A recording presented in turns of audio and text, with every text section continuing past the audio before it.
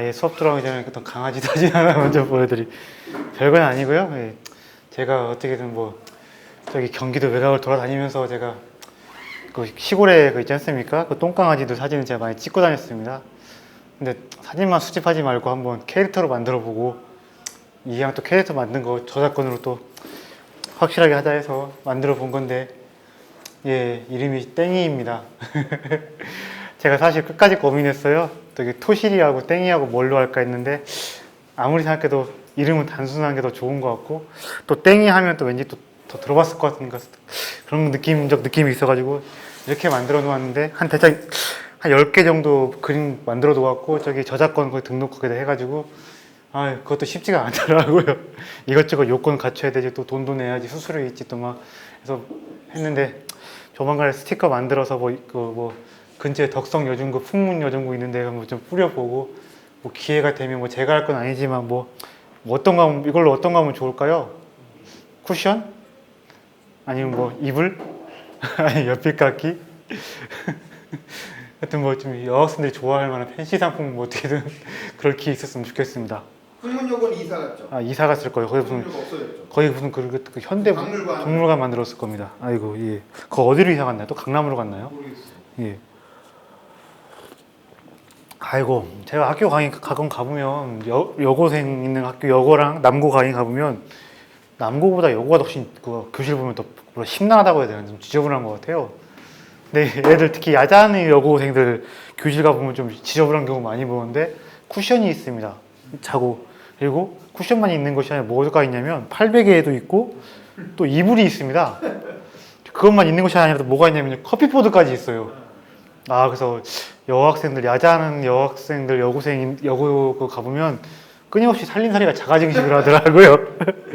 근데 어떻게든 이 캐릭터가 좀 잘 지내서 여고생들 팬시용품으로 좀 사랑받을 날이 왔으면 좋겠는데, 아시겠지만 학용품, 팬시용품이 지금 다 그런 분위기예요. 아시겠지? 그 저출산 때문에 그 사양산업 이건데, 뭐 어떻게든 좀 잘 좀 살려서 뭐 좀 해보겠습니다. 좀 배를 좀 띵띵하게 만들려고 많이 했어요. 똥강아지들이 원래 밥을 잘 먹어서 좀 토실토실하게 하려고 했고, 예, 입을 좀 시큼시큼하게 처리했습니다.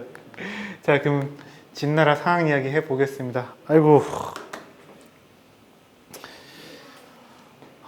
좀 또, 예, 뭐 국가고성의 사유소, 뭐 상황이 제가 지난 시간에 설명드렸을 겁니다. 법가사상가 뭐 하나라기보다는 국가 만들기를 한 사람이다. 그래서 뭐 상황의 얘기를 보면서 표트르 대제라든가 비렐름 2세라든가 우리나라에 또 박정희가 있고, 또 국가건설자로 유명한 사람들도 누구누구 있나요? 전 가장 강력한 사람이라 역시 러시아의 표트르 대제가 있다고 생각하고, 또 누가 있죠? 독일의 그 사람 빼놓고 또 누가 있죠?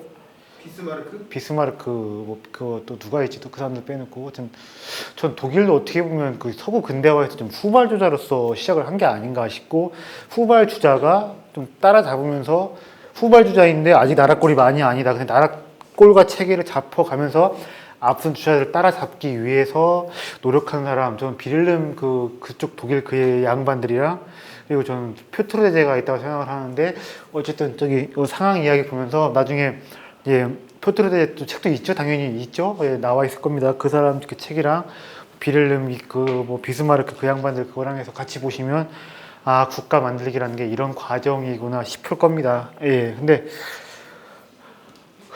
어떻게 보면 저는 우리나라 박정희도 독일에 그걸 좀 영향을 받은 게 아닌가 생각을 많이 하고 있고, 박정희식의 그런 안주 무던이 어떻게 보면 또 모스크바 무던이랑 많이 다른 게 아닌가 싶은데,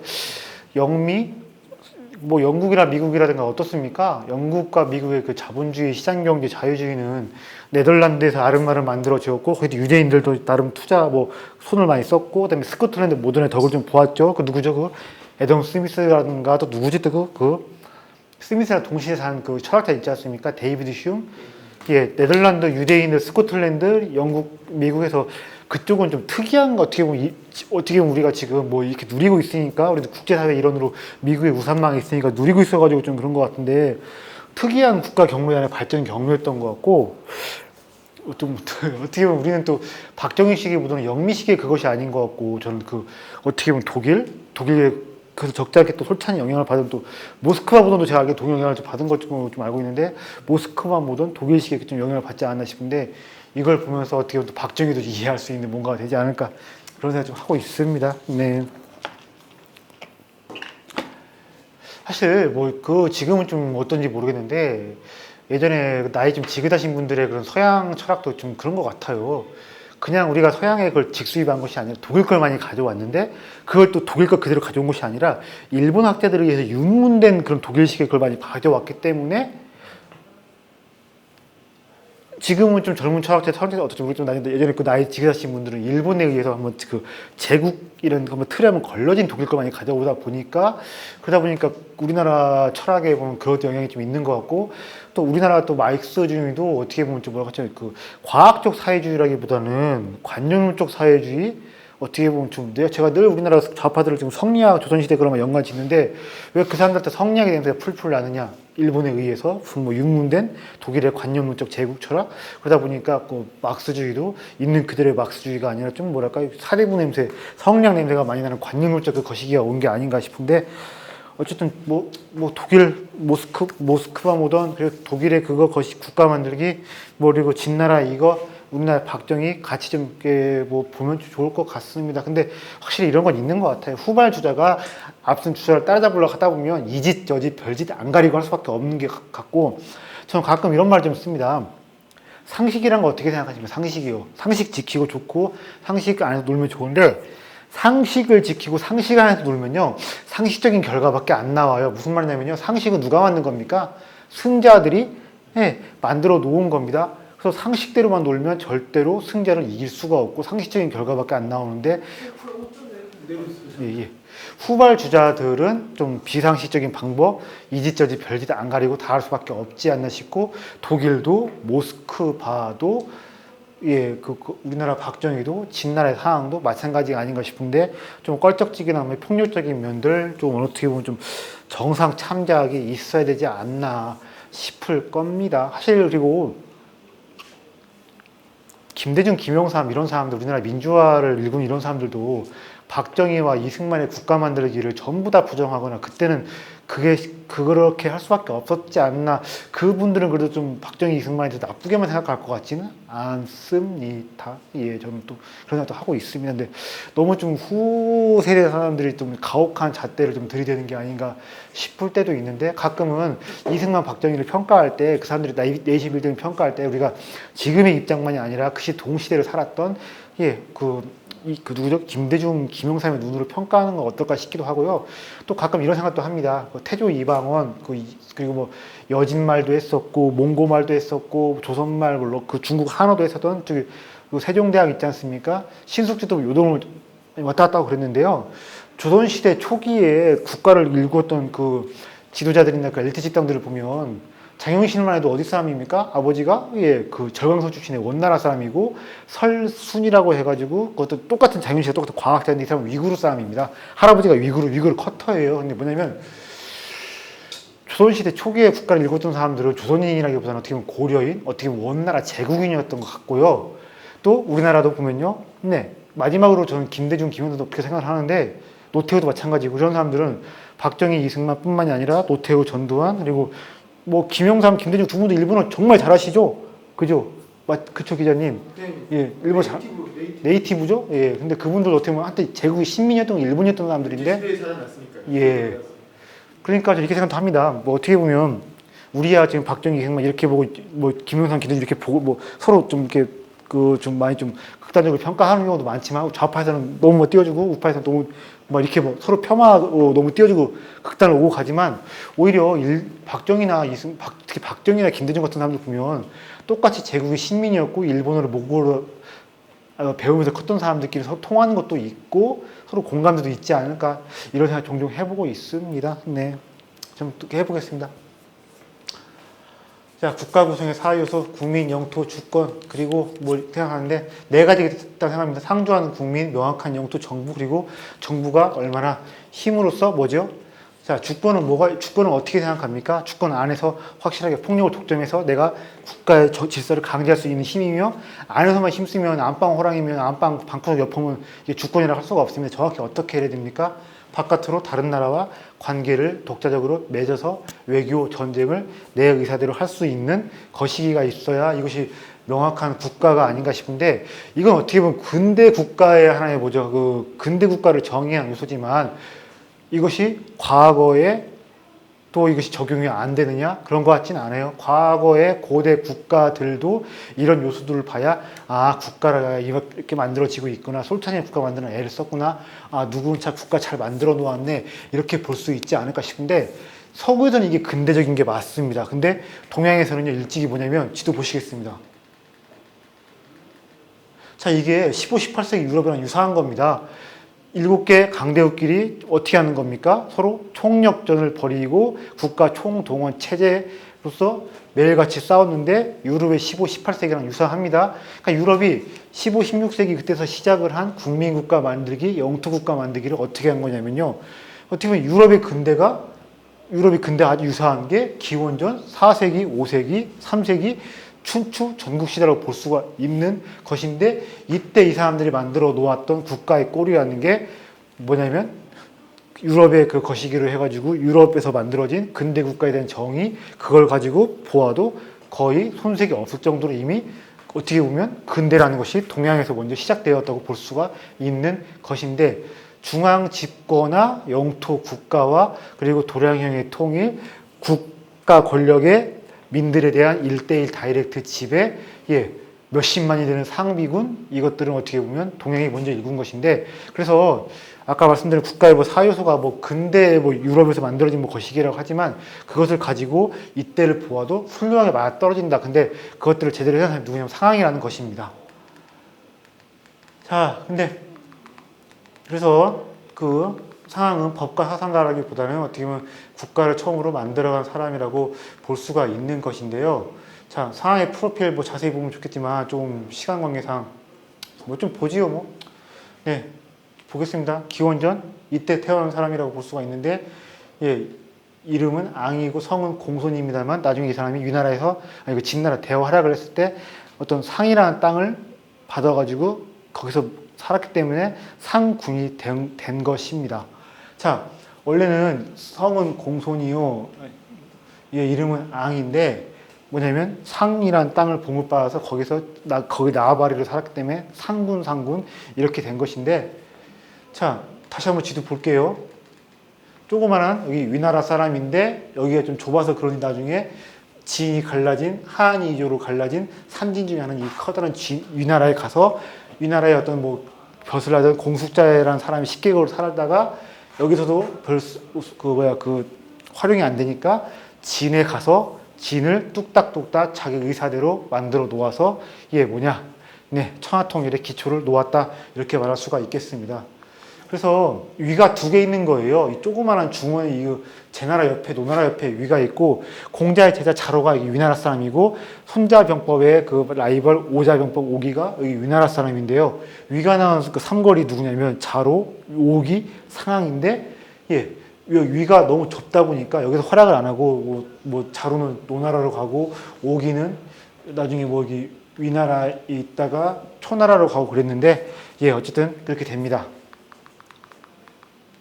자, 근데 이 사람이 왜 이렇게 국가 만들기를 하려고 애를 썼냐면요.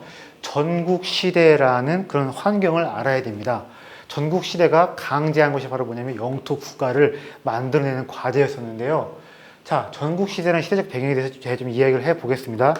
전국시대, 한자로 안 달아나는 전국이 그 전자가 뭡니까? 뭐 지금은 전국시대 해가지고 예전에 무슨 초저녁쯤에 하는 뭔가 있었는데 그것은 그 리포터가 전국 돌아다니는 전국 무슨 뭐 재래시장이고 돌아다니는 그건 전국 같은 이전자가 아니죠. 이거 뭐 어떤 전자입니까? 6시 내고향 그런 것이고.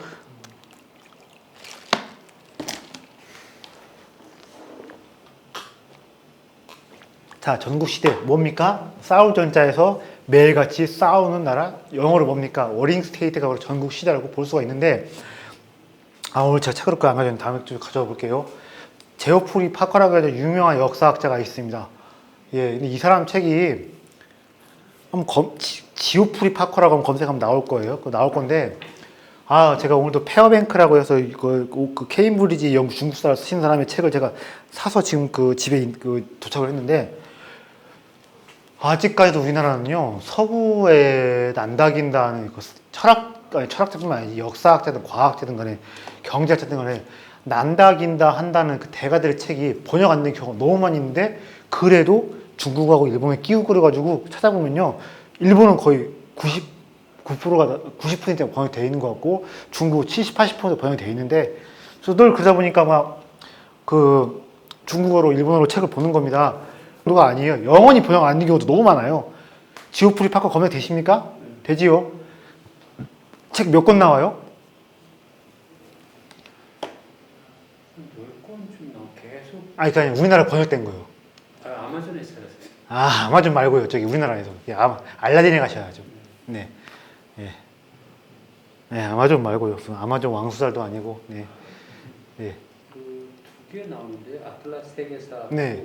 네. 플랫폼 레볼루션이라고 나오는데 그건 제프리 파커인데 네. 같은 사람인지 다른 사람인지. 아, 예. 제가 알기로 한 권인 걸로 알고 있어요. 근데 예, 근데 무슨 말씀 드리려고 하는 거냐면, 그 지오프리 파커 하는 사람이 제가 그 책을 못 봤는데, 인류 역사에 두 번의 군사 혁명 시대가 있었다. 첫 번째가 뭐냐면 이때 전국 시대이고, 두 번째가 15, 18세기의 유럽이라고 이야기를 했습니다. 그 책이 빨리 번역돼서 나왔으면 좋겠는데, 저는 그래도 좀 다행히 이거예요. 아마존이 우리나라 11번가하고 제휴를 하기 시작해가지고, 그러니까 이제 11번가에서 저 같은 경우 이렇게 하면 되는 거죠. 저는 일본의 아마존 가서 책을 좀 구입을 하고 끼우거리는데, 11번가하고 아마존이 더욱더 잘 이렇게 되면 더욱더 원서 구하기가 쉬워지지 않을까 싶습니다. 아유, 그냥 제가 버는 돈을 다 어디다 쓰냐면, 얼마 벌지도 못하는 돈 맨날 외국의 대가들 책과 한해 막, 어떤 제가 중국에 무슨 전쟁이 많이 일어났던 지리 관련된 책을 제가 지금 사려고 하는데, 그냥 대부분 이런 것이죠. 뭐 형주 땅, 강릉, 양양 이런 데나 무슨 초나라고 진나라 무슨 성복이니 얼릉이니 필이니 무슨 이런 그 거시기 중국에 전쟁이 많이 일어났던 그 전쟁 요충지의 그 지리에 자세히 써놓은 책이 있는데, 그게 중국어로 사려고 알아보니까 25만 원 달려가지고 지금 좀 잠깐 보류 시켜 놓았는데 맨날 돈 벌면 그냥 그 해외 원서 사는 게 그 일인데, 자, 전국 시대 뭐냐면 전쟁의 시대. 예? 영어 책입니까 중국 책입니까? 그 어떤 거 제 살라는 책이요? 네. 중국 책이에요. 네, 근데 이때가 그러니까 군사 혁명의 시기인데, 예, 이런 겁니다. 예, 왜 군사적으로 맨날 싸우고 투닥거렸느냐? 기존의 질서가 무너지가 맨날 싸우는 건데, 주왕실이 유명무를 시작했다. 자, 종주국 할 때 그 종주가 여기서 나온 것이거든요. 어쨌든 주나라가 센터에서 나름 힘을 쓰고, 예, 여기서 말하면 이 주나라의 권위가 통할 때는요, 전면전 크게 싸우거나 어쩌고 하지 않고, 우리가 전쟁을 한다고 해도 주나라 왕실 어쩌고 해서 그런 명분을 가지고 싸우는데, 주나라가 그냥 말빨이 안 서고 그냥 개털이 되니까, 또 다른 이런 지역에 있는 남쪽의 초나라, 서쪽의 진, 북쪽의 진, 동방의 제 이런 범털들이 들고 일어난 것입니다. 자, 그래서 아이고 전국 시대가 뭐냐면 이런 겁니다. 예, 기존의 룰과 규범들이 다 사라지고 질서가 다 무너져 버리는데, 이런 거예요. 수많은 왕들도 시해가 됩니다. 이런 겁니다. 바깥에서만 싸우는 것이 아니라 내부에서도 보면요, 왕하고 힘 있는 신하하고 왕과 대부들이 무지하게 많이 싸워서 공자, 맹자 같은 이렇게 표현도 있죠. 난신적자들의 시대다. 그냥 이런 겁니다. 대부들이 힘 있으면 왕을 거꾸로 트이고 본인이 왕이 되기도 한다. 대표적인 예가 어느 나라가 있습니까? 예, 북방의 진나라가요, 한씨, 위씨, 조씨가 한씨성의 대부, 위씨성의 대부, 조씨성의 대부들이 갈라먹은 것이고, 제 나라는 원래 성이 뭐였어요? 강태국의 후손도 강씨의 제 나라였는데, 전씨라는 대부가 어떻게 했습니까? 왕을 죽이고 본인이 홀랑 먹었지요. 그러니까 밖으로만 싸우는 것이 아니라 내부에서도 엄청나게 싸웠는데, 진나라도 내부에서 분열과 반목이 심해서 한때 여기 위나라한테 개털린 적이 있었습니다. 자, 그러니까 전국시대가요, 우리는 역사책을 보면 이런 겁니다. 무참한 상호 겸병, 소국들의 멸망, 밖으로 엄청나게 싸워서 그러다 얘기만 하는데, 사실은 제가 이런 것 같아요. 밖의 적들하고 싸우는 것보다 내부 적들하고 싸우는 것들이 더 많이 좀 무섭지 않나 싶은데, 지금 한참 뭐 저기 민주당도 경선하고 있고 국민의힘도 경선하고 있는데 정치인들 치부나 정치인들의 그런 뭐 진짜 뭐 감추고 싶은 것들 그런 뭐 흑역사들이나 뭐 약점들은요 제가 봤을 때 본선에도 나오는 것보다는 어떻게 생각하세요 기자님 저기 정치인들이 정말 감추고 싶은 그 치부나 약점들은 본선입니까 예선입니까 어느 더 많이 나오는 것 같아요? 본선 때까지 잘 숨기려고 하는데 그래도 뭐 튀어나오잖아요. 이거 안 숨길 수는 없죠.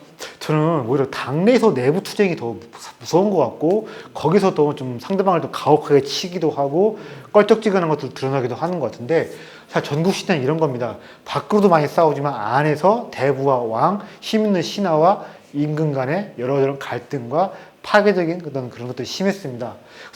그래서 춘추 시대의 그 신하들은요 어떻게 보면 왕한테 봉급을 받고 언제든 해임당할 수 있는 그런 존재가 아니라 자기 나아바리가 있고 조상들한테 계속해서 그 자리를 세습받고 어떻게 보면 단순히 왕, 신하 이런 주종 관계가 아니라 어떻게 보면 중간 보스랑 비슷한 겁니다.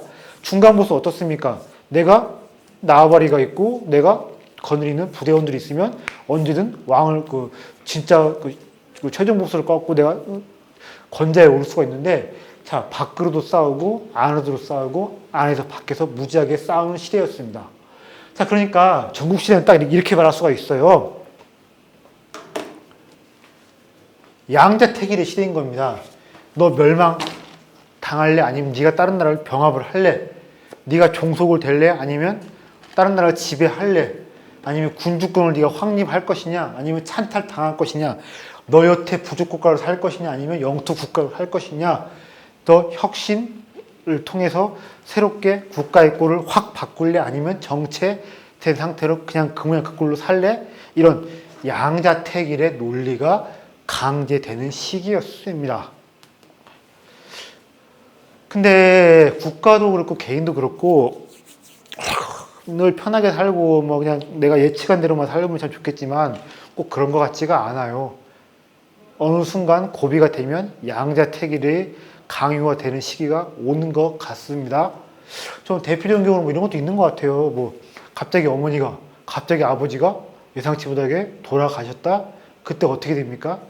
홀로 살 것이냐 아니면 주접 들고 살 것이냐 그때도 뭔가 양자택일에 뭔가 그거 좀 강요되는 것 같기도 하고 또 남자가 여자가 가정을 꾸리고 가장이 된다 하면 그때도 뭔가 이렇게 좀 강요가 되는 게 아닌가 싶은데 이때 양자택일이 강요가 될 때 독한 마음 먹고 내 길을 내야 인간이든 국가든 단체든 성장할 수가 있는 것 같은데 이때 이렇게 멸망, 병합, 종속, 지배, 확립, 찬탈, 혁신, 정체 이런 무시무시한 근데 혁신 안 하고 국가의 꼴을 바꾸지가 않고 군주권을 확립하지가 않고 영토 국가를 발돋움하지가 않고 기존의 규범들 싹 다 버리고 새로운 규범들 기존의 운영체제에 내다 버리고 새로운 운영체제를 깔지 못하면 어떻게 되는 겁니까? 멸망당하고 신하들한테 개죽음 당하고 다 잃어버리는 이런 시대였는데 이런 시대에 바로 무엇이냐? 법가가 등장을 해서 멸망당하면 안 됩니다. 병합할 수 있는 힘을 키워야 됩니다. 찬탈당하면 안 됩니다. 신하들을 내가 확실하게 내 주권자의 의지대로 부릴 수 있어야 됩니다. 그리고 부족국가의 때를 다 벗어나 버리고 제대로 된 영토국가로 나라를 만들어야 됩니다.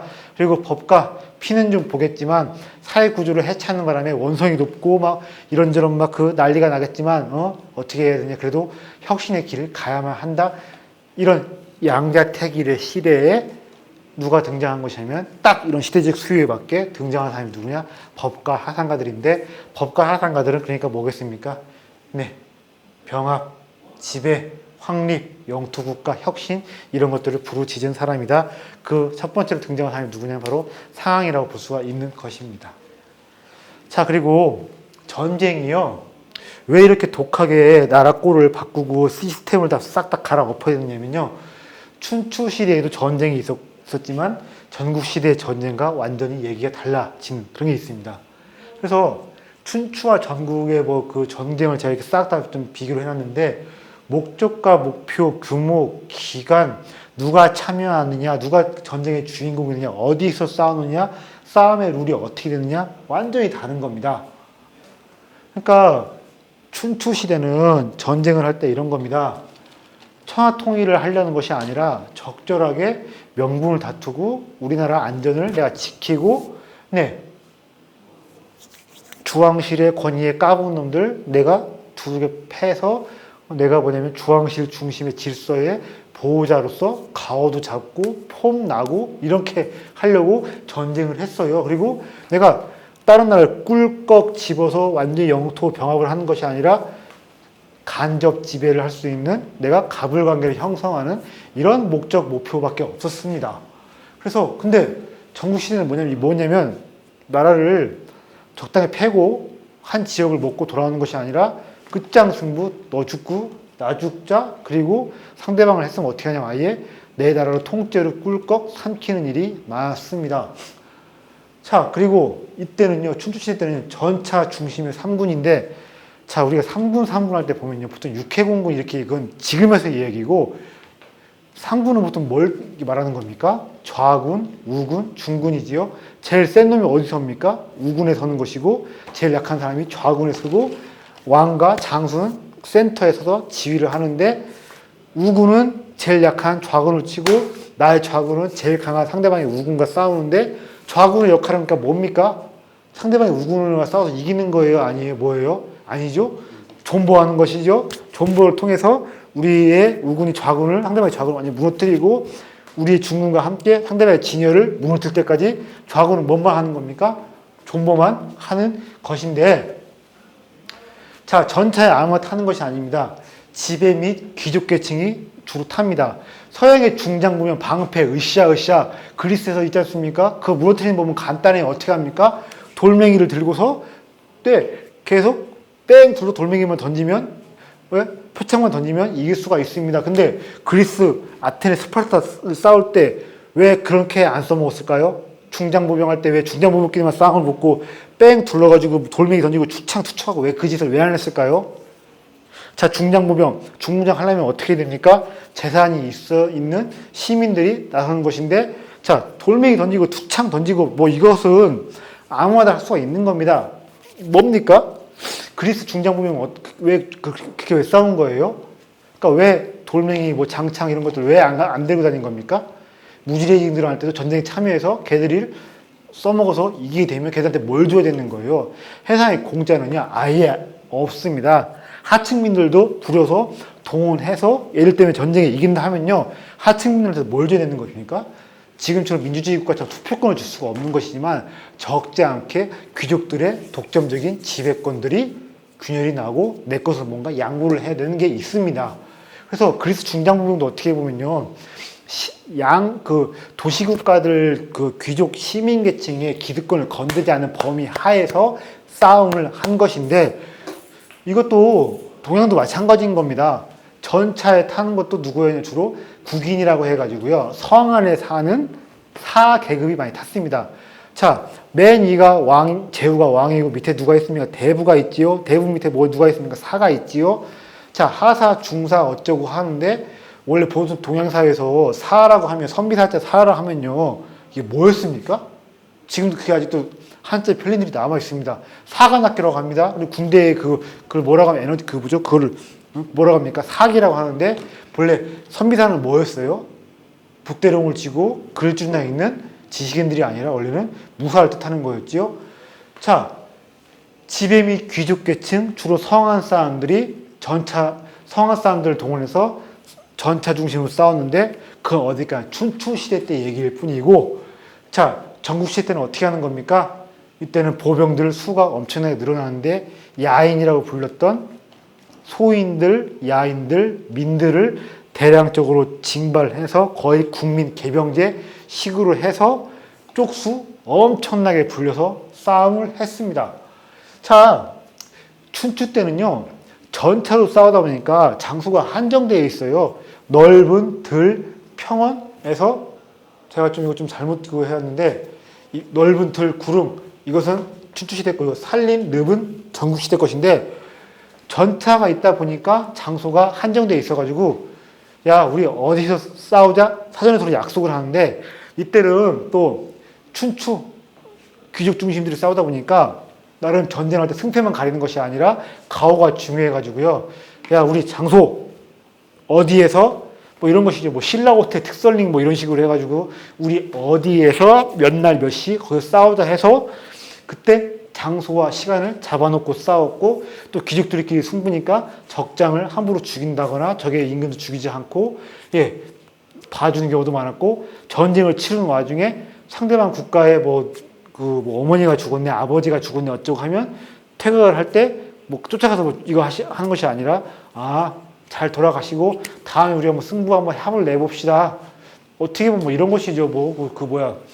실제로 정말 그랬을지 모르겠는데 총칼 쓰기 전에 뭐 예전에 뭐 낭만주먹 시대라고 해가지고 막 맨손으로만 붙고 예 이기는 사람이 진 사람 병원비 대주고 뭐 그런 걸 비슷하다 볼 수도 있겠는데 어쨌든 춘추 시대 때는 뭐냐면요 규모도 협소하고 네 한정된 지형에서만 싸웠고 귀족들 사이에 나름 뭐냐면 허세라고 볼 수도 있지만 스포츠맨십을 지키는 싸움이었습니다. 평원에서만 들여서만 싸우는 것이 아니라 산에서 싸우고 늪에서 싸우고 뻘에서 싸우고 어디 짱 박아 놓은 그 병사들이 갑자기 튀어나오기도 하고 그러니까 이때는 뭐냐면요 룰을 지키는 귀족적 허세가 있었던 춘추 시대하고 달리 완전 뭐냐면 무규칙 이종 격투기 시대가 되어버렸고 이때는 귀족들 중심을 동원하니까 1만 3만이었다면 이때는 뭐냐면요 전 국민 개병제 장정들을 싹 끌어다 모다 보니까 20만 50만까지 했고 이때는 단기전 한 달 이내 한 달이 무슨 말입니까? 2주 이내에 갈려버린 것도 많은데 이때는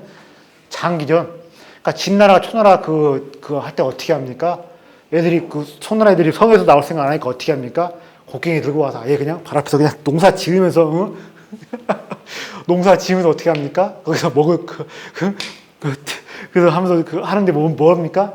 니들 버티겠다. 우리 그럼 존버하겠다. 까짓거. 이때는 장기전 1년도 불사합니다. 왜냐면 상대방 완전히 멸망시키고 뿌리를 뽑아버리겠다. 이게 바로 전국시대의 전쟁의 모습입니다.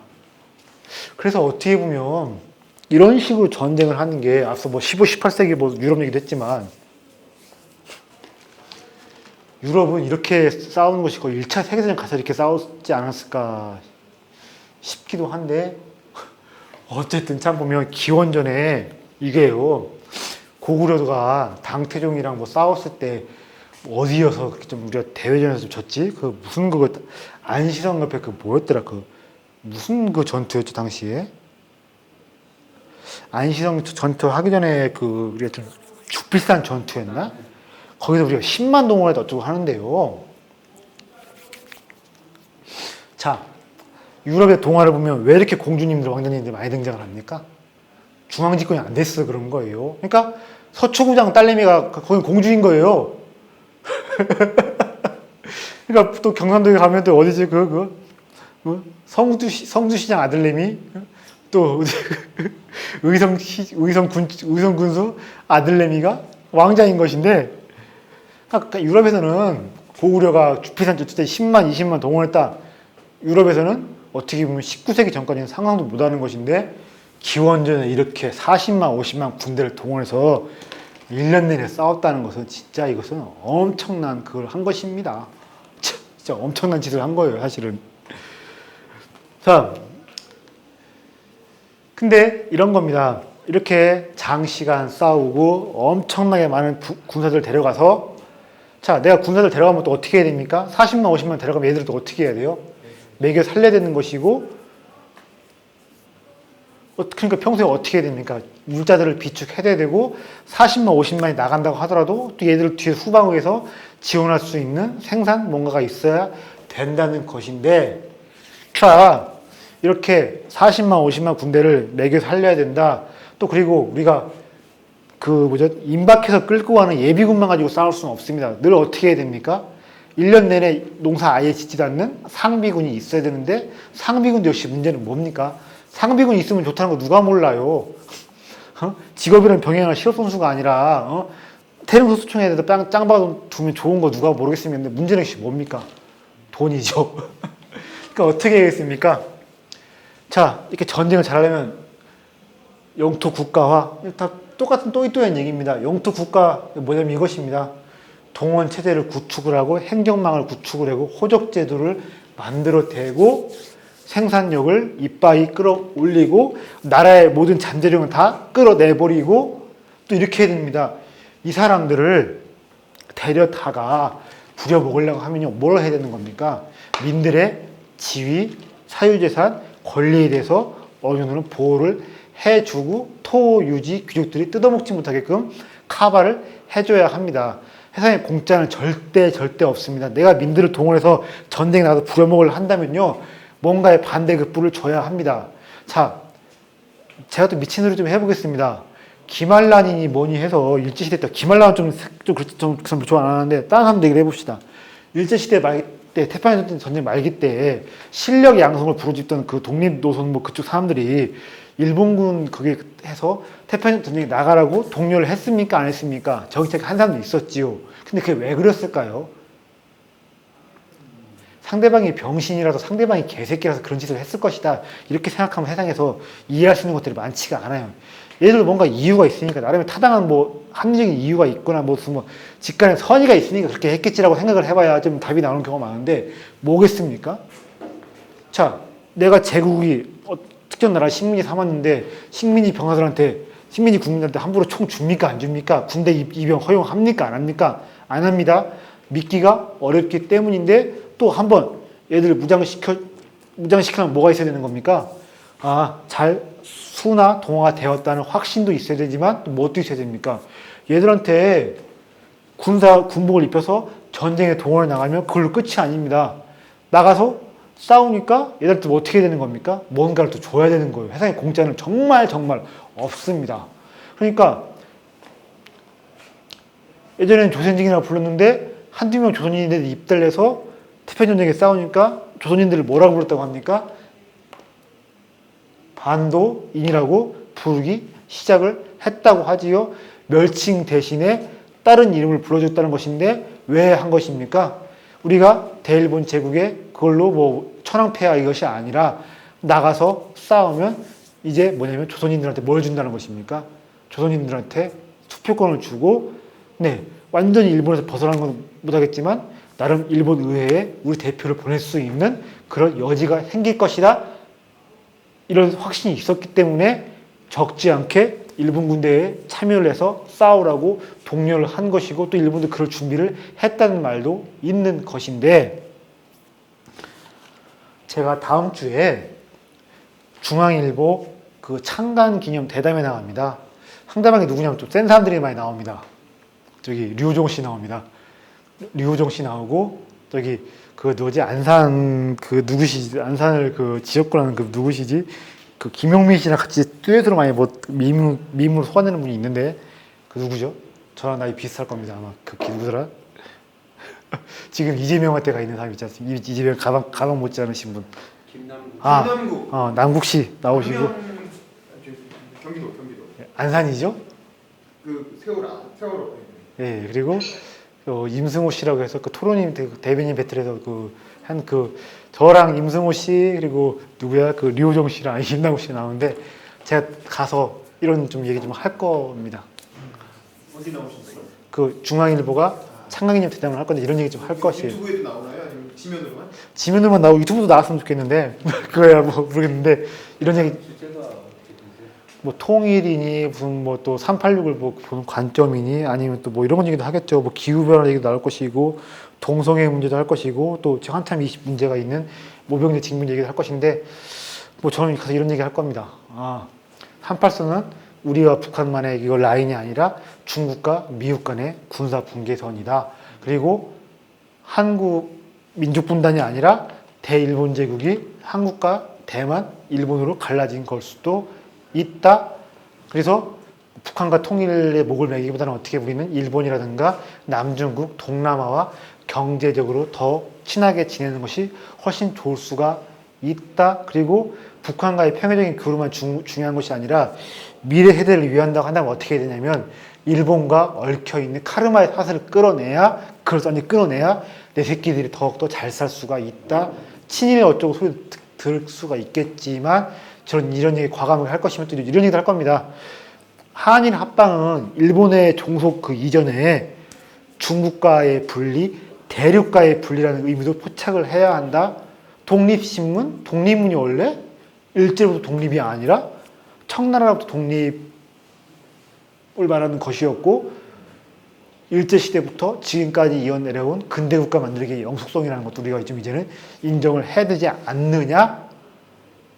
그리고 민주 반민주, 민족 반민족이 아니라 근대와 정근대, 집단 대 개인 이런 프레임으로 가서 진정한 근대 사회를 개인의 어떤 나와버려 영역이 보호되는 그런 시민사회를 만들어야 되지 않느냐 이런 이야기 좀 해볼 건데 어떻게 논란이 되고 욕을 많이 먹을지 근데 어떻게 보면 욕 먹는 만큼 쉬운 것도 없어요. 그리고 욕을 왜 먹어야 되느냐 내가 욕을 먹어서라도 아이들이 미래 세대들이 나갈 수 있는 길을 열어놓으면 그런 일을 하라고 어른들이 또 있는 겁니다. 네, 하겠습니다. 하여튼 자 전국시대 과제가 이런 겁니다. 민들의 지위 향상 그리고 사민계급의 형성인데요. 사농공상에서 사는 무엇입니까? 단순히 무사가 아니라 어떻게 보면 뭐냐면요. 예, 원래 귀족 집단이 아니었는데 글줄 껴나 읽다 보니까 나름 머리가 있고 혈통은 미미하지만 지식, 관료, 행정일 아니면 군사 엘리트로 써먹을 만한 새로운 똘똘한 애들이 생겨나기 시작했고 농민 단순히 무대의 곡괭이라는 사람이 아니라 뭐겠습니까? 농민 중에서도 땅을 많이 가져가지고 지주가 된 사람들 그리고 공인, 네, 뭘 만드는 사람들, 상인, 자본을 축적해 가는 사람들 이때서야 어떻게 보면 사민 계급이 형성이 된 것인데 사민 계급은 이런 겁니다.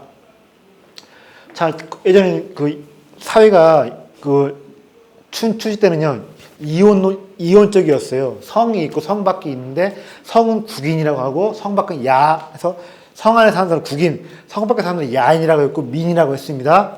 근데 야인 중에서도 이제 뭐냐면요 농업을 통해서 공업을 통해서 상업을 통해서 아니면 지식을 갖추어서 뭐가 시작되는 것입니까? 여기서 나름 단순히 피지배계층 무지랭이었는데 나름 실력을 쌓아서 지배계층의 문을 똑똑똑 두들기는 사람이 시작된 것인데 그 사람들이 뭐라고 부른 겁니까?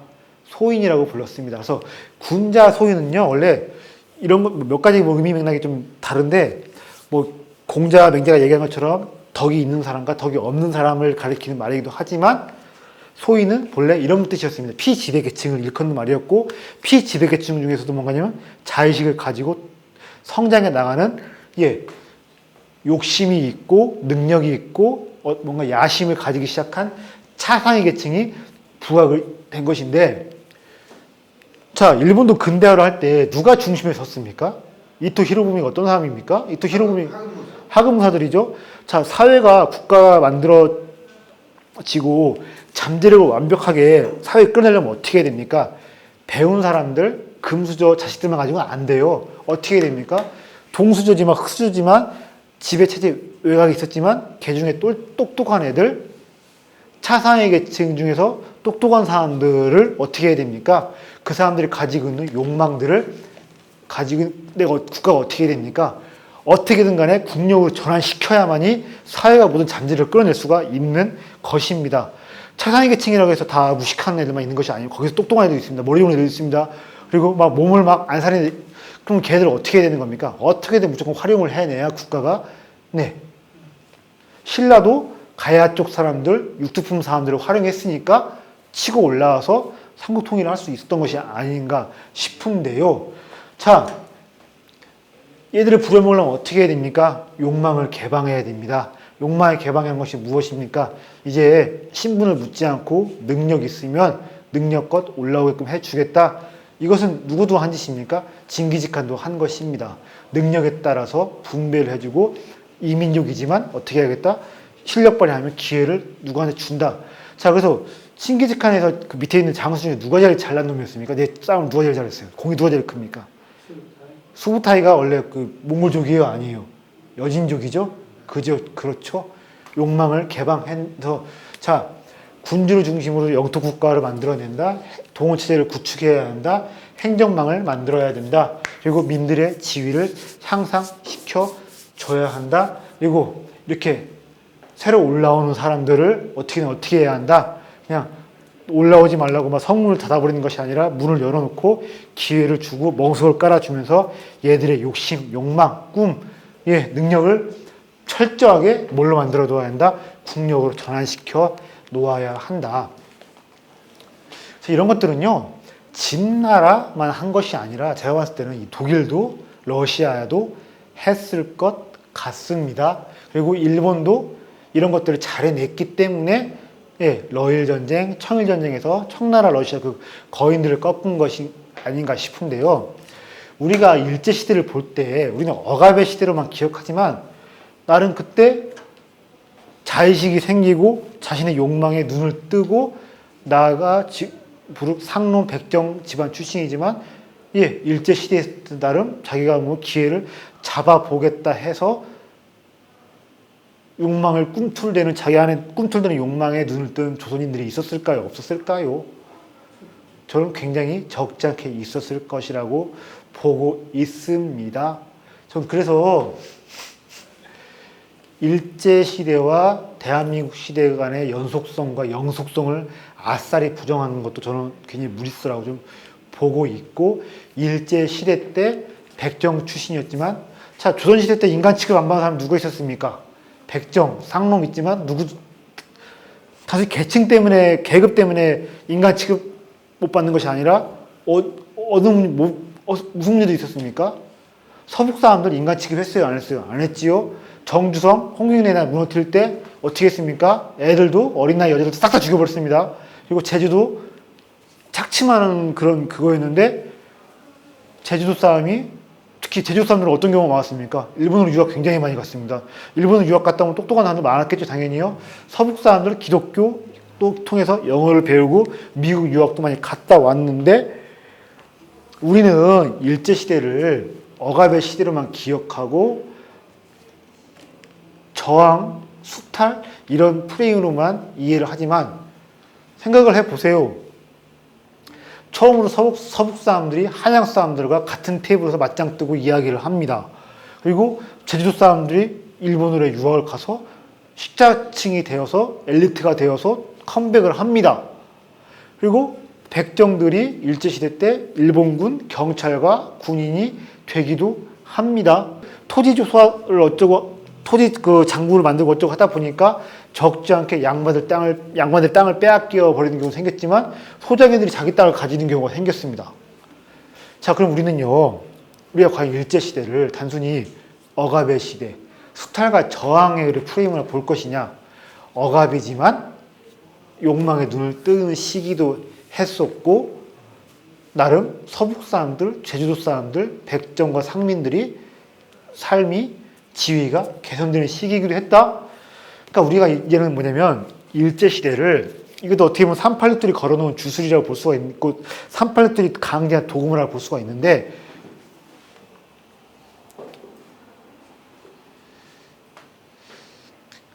역사를 그러니까 단순히 억압 아니면 뭐 저항이냐 아니면 협력이냐 부역이냐 이렇게만 보지를 말고, 계층별로 일제시대가 다르게 다가왔을 수도 있겠구나. 또 지역 간에 서로 일제시대가 다가온 의미가 달랐을 수 있겠구나. 역사를 그러니까 단순히 도덕 이걸로 본다든가 아니면 부역이냐 저항이냐 이런 단순한 틀로만 볼 것이 아니라 어떻게 봐야겠습니까? 입체적으로 여러 가지 프레임으로 볼 수도 있어야 되는 것일 것이며, 또 앞에서는 부역했지만 돌아서면 독립군들 군자금 보내주기도 했었고, 인간 사회가 알고 보면 회색지대가 굉장히 넓구나, 이렇게 역사를 볼 수 있어야 우리가 성숙한 역사 인식이라고 볼 수 있을 것이며 어른이 되는 과정이 아닐까 싶은데 이런 얘기 제가 그때 이렇게 여기서니까 하는 것이지, 만약에 어디 무슨 뭐 그 구청에서 아니 뭐 지역 군에서 50명만 사람이 모여서 이런 얘기 하기가 좀 끔찍합니다. 무슨 일이 생길지 몰라요. 근데 제가 이런 얘기를 하면요, 욱하고 막 반발하는 사람이 있는데 젊은 사람들이 뭐라고 해요. 막 뭐라고 합니다. 근데 사태를 누가 진정시키냐면 저기 뒤에서 80 먹은 사람들, 90 먹은 노인들이 나서가지고 내가 그때 진짜 살아봤는데, 또 내 아버지 아니면 내 친척 아니면 그 형들 들어봤는데 옆에서 지금 그 저한테 반박하는 그 젊은 사람보다 오히려 강한 얘기가 더 맞는 것 같다고 하면서 상황을 진정시키기도 합니다. 아, 사람이 저 사람 얘기 맞다고 하니까 뭐라고 할 겁니까? 근데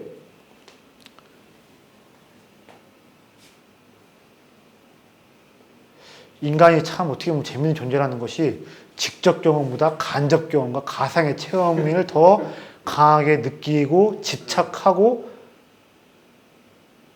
제가 이런 말 강의 중에서 되는지 모르겠는데, 모텔 가서 직접 본인이 성행하는 것보다 그냥 저기 모니터로 보고 어쩌고 하면 더 강하게, 이것이 웃고 말 일이 아닌 게 70년대생들, X세대들이 왜 이렇게 강하게 민주당과 노무현에 집착을 하고 있고 386때 정치적 노예가 되어 있느냐.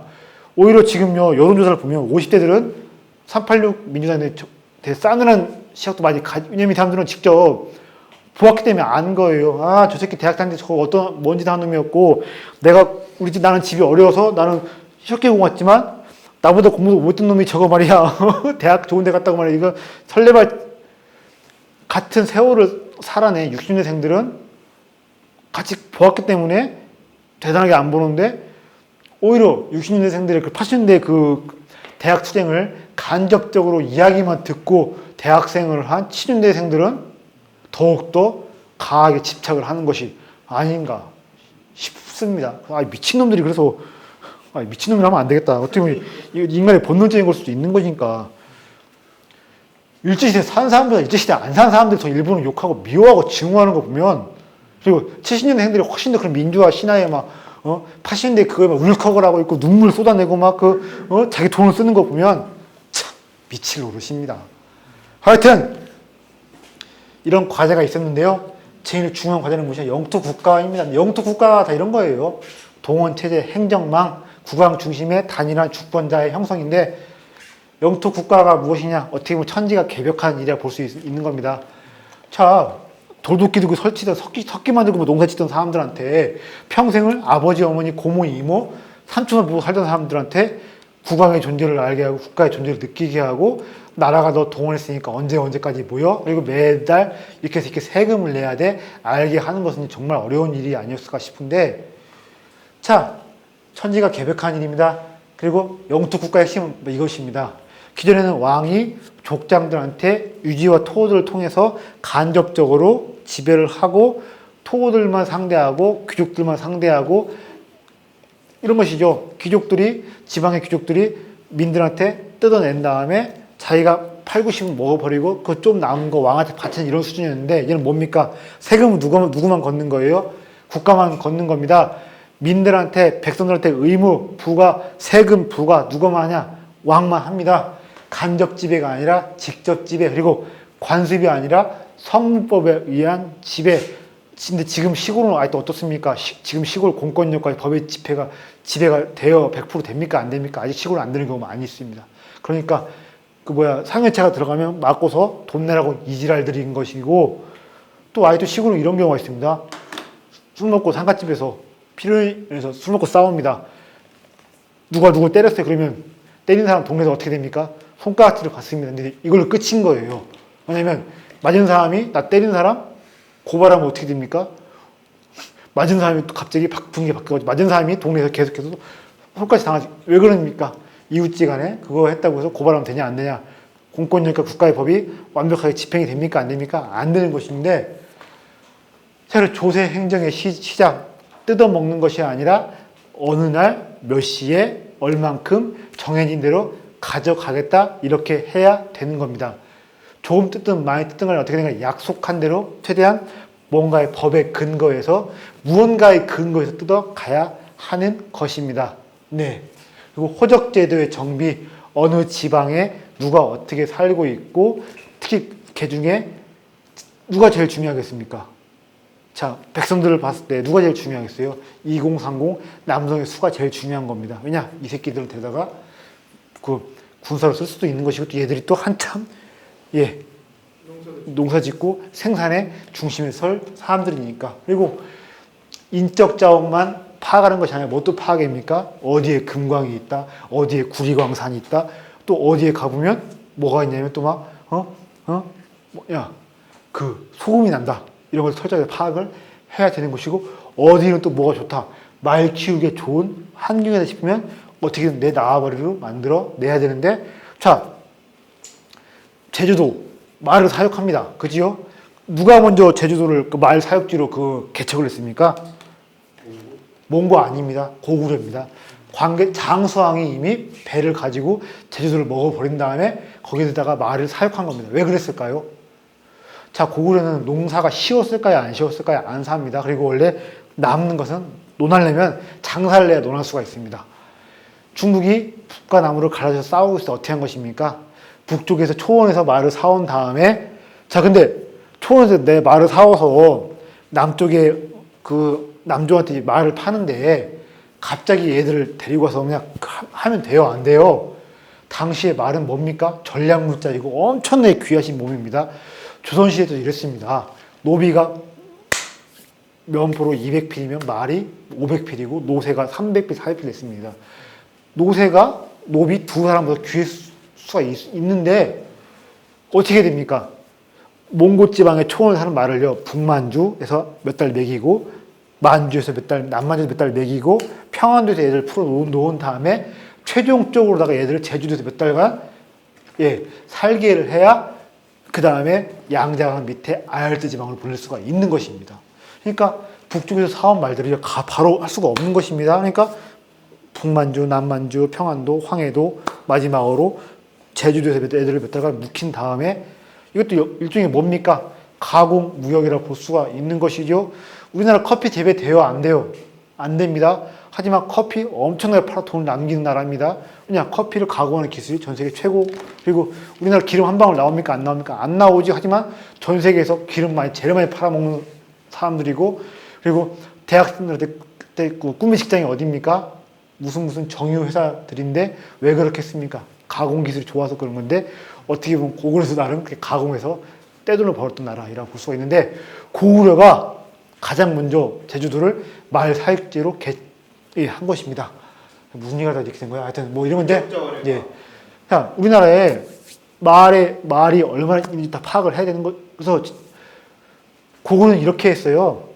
어떤 그 쇠를 한 다음에 말이 있으면 말에다가 다 이렇게 박습니다. 그래서 자동차의 번호를 매긴 것처럼 어떻게 하는 겁니까?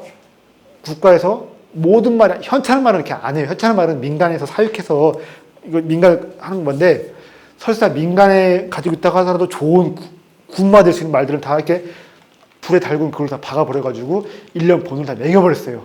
왜냐? 유사시의 말도 민간에서, 그래서 세월호를 국정원이 어쩌고 했다고 해서 이것 때문에 막 국정원 공격했는데, 지금도 그런지 모르는데 예전에는요, 60년, 70년 되면 제가 그랬던 걸 알고 있는데, 비록 민간이 가지고 있지만 그 덤프 트럭이라든가 찝차 이런 것들은 다 국가에서 파악을 한 걸로 알고 있거든요. 이게 왜 그럴까요? 북한하고 전쟁 벌어지면 민간이 것도 다 징발을 해야 되는 것이고, 내가 민간에서 배를 만들었다 하더라도 이것이 전쟁나면 다 써먹어야 되는 것이면 당연히 국가 권력과 국정원이 파악을 하는 게 맞는 것이지, 그거 자체가 죄인가? 왜 이러나 싶었는데, 자, 인적 물적자에 뭐가 있냐면, 어디에 좋은 참나무가 난다. 참나무가 왜 중요합니까? 몽둥이로 때리면 사람이 막 죽어납니다. 또 뭐가 있습니까? 참나무는요. 참나무로 이거 불을 해버리면 숯이 나올 수가 있고, 수투를 가지고 내가 가서 써먹을 수가 있는데, 또 뭐가 있습니까? 참나무는요. 1000도 이상 올라가기 때문에 참나무를 가지고 철광석을 녹일 수가 있어요. 이런 것들 다 장부에다가 하나같이 파악을 해 두어야 하는 것이고, 또 영토국가, 국민개병제, 징병제. 자, 근데 이런 것들을 가장 먼저 시작한 나라가 누구냐면 진나라가 아니라 중앙에 아까 말씀드린 센터에 있는 위나라였는데, 잠깐 쉬었다 그러면 그 상황 이야기 더 먼저 하도록 하겠습니다.